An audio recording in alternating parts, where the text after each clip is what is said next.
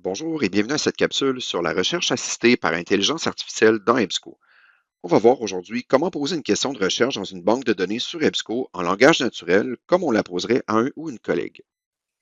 En effet, l'intelligence artificielle s'invite maintenant dans les banques de données. Sur EBSCO, on peut désormais poser une question qui sera traduite en équation de recherche booléenne. Prenons un exemple de sujet de recherche. Je veux connaître l'impact des programmes de mentorat sur la réduction de l'isolement social des étudiants universitaires internationaux. Tout d'abord, il faut traduire sa question de recherche en anglais.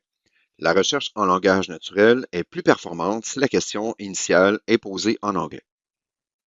Pour accéder à la recherche assistée par IA, cliquez sur Recherche simple dans le coin supérieur droit du bordereau de recherche.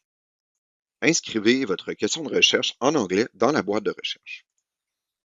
Cliquez sur le bouton Recherche assistée par IA dans le coin inférieur droit du bordereau de recherche. Le bouton devient bleu foncé avec un crochet blanc. Cliquez ensuite sur la loupe localisée à la fin de la boîte pour lancer la recherche. Dans ce cas-ci, j'ai effectué ma recherche dans Academic Search Complete qui affiche une première liste de résultats. Si cela s'applique, utilisez les filtres offerts pour affiner votre recherche.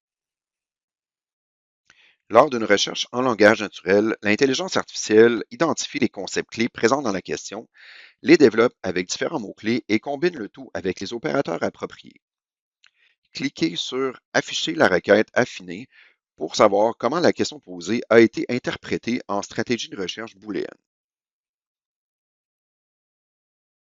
Parfois, la quantité ou la pertinence des résultats obtenus ne répondent pas tout à fait à notre besoin de recherche.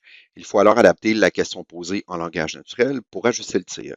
Cet ajustement peut être mineur, d'autres fois, il faudra faire une modification plus importante. L'analyse de la requête affinée aide à identifier les éléments de la question qui peuvent être modifiés afin d'obtenir des résultats différents. Dans notre exemple, un élément modifiable pourrait être le concept d'isolement social, qui peut être défini de plusieurs façons comparativement au mentorat ou aux étudiants internationaux. Nous pouvons donc faire une modification mineure, comme retirer le mot social de notre question afin de ne conserver que le concept d'isolement.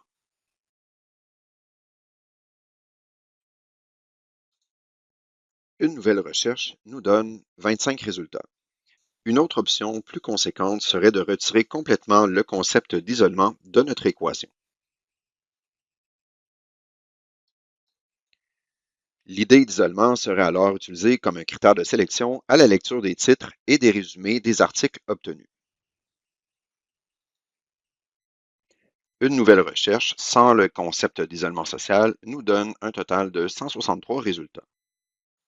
Tout comme la recherche par entonnoir demande de choisir des mots-clés qui varient du vocabulaire utilisé dans la question initiale, la recherche en langage naturel peut différer légèrement de la question du projet de recherche afin d'obtenir les résultats pertinents espérés.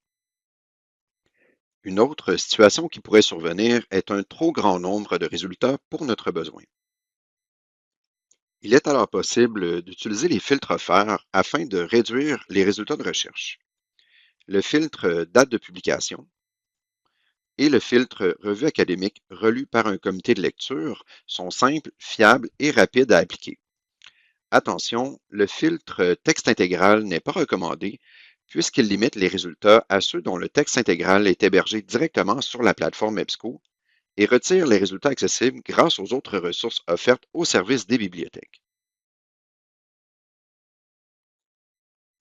Si les filtres ne sont pas suffisants pour notre besoin et que l'on décide de modifier la question en langage naturel pour être plus spécifique, à ce moment, il faut se demander si la question de recherche initiale ne devrait pas aussi être modifiée pour être plus spécifique, par exemple ici avec l'ajout du mot international devant students.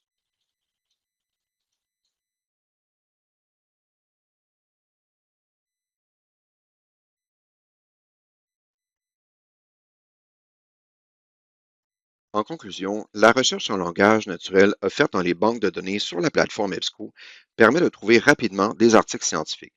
Elle peut servir à repérer quelques sources ou comme exploration avant d'effectuer une recension des écrits via la méthode par entonnoir.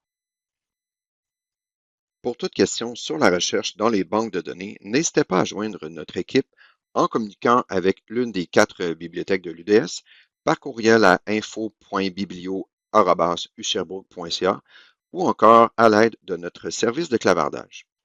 Bonne recherche!